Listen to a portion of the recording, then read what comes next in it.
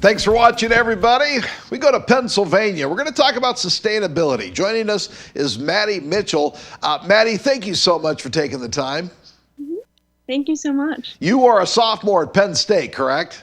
Yes, I am. All right, let's get this out of the way. What are you studying? I am a Recreation, Parks, and Tourism Management major. Okay, so what does that mean you want to do? So with the major, there's a lot of different pathways. A lot of people just think of it as like a park ranger kind of thing, working in national parks. But for me, I want to work in like the tourism industry. So mainly with like nonprofits to make travel more sustainable and more responsible. So having more of a cultural immersion kind of piece into tourism. All right, we're talking about your sustainability showcase series that you do through the school, correct? Yeah. You do several of these a year, right? Mm-hmm. Yeah, we have about 26 per year. I think this year it comes around to like about 24 just because of holiday breaks and stuff. Right, right. So what is the series about? I know sustainability, but break that down a little bit for us. Yeah, so we frame our series around the Sustainable Development Goals, which are in place by the United Nations. And there are 17 goals to kind of, for the world to like kind of work towards to encourage like everyone to be sustainable and all the countries to kind of work together. So some of these goals are like no poverty in education, access to water, partnerships, that kind of thing. So this series is highlighting all of these goals. So it's not just environmentalism or recycling, but we're talking about climate change and bigger issues on a larger scale. Yeah, and when you talk about access to water globally, this is one of the big crises that's going on, correct? Because not everyone, we take that for granted here in the United States, but not everybody has immediate access to water, right? No, and especially if you look at places like Flint, Michigan, where there's not a lot of access to clean water. It's not even just access to water, but clean water as well. Right, right. All right, how did you get involved in all this? What spoke to you about this? Yeah, so I actually took a gap year before college, and I spent 9 months in South America just traveling around with a group of students.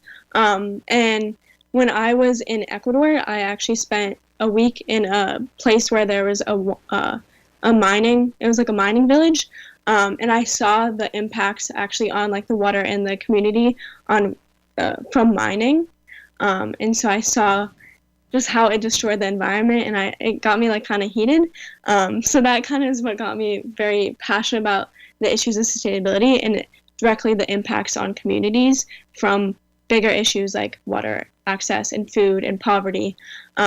So when I came to Penn State, I took classes in like sustainability as well as joined a few clubs like Eco-Reps. And then I saw that there was this internship that you could help out with the Sustainability Showcase series as well as get more immersed in the sustainability level at Penn State. So talking with administrators and creating new policies, that kind of thing. So I applied to it kind of on a whim. Like I was a freshman, didn't really expect to get it, but somehow I did. And then I have gotten the chance this year to take part and be the director of the Sustainability Showcase series and actually bring in all these speakers and have all these diverse conversations. All right, you're a young person in the United States. Where should we improve moving forward? I know that's a big question, but give me one thing. I know there's a concerted effort to say, stop with the plastic straws. What would be your one thing? That's a very hard question. Yeah.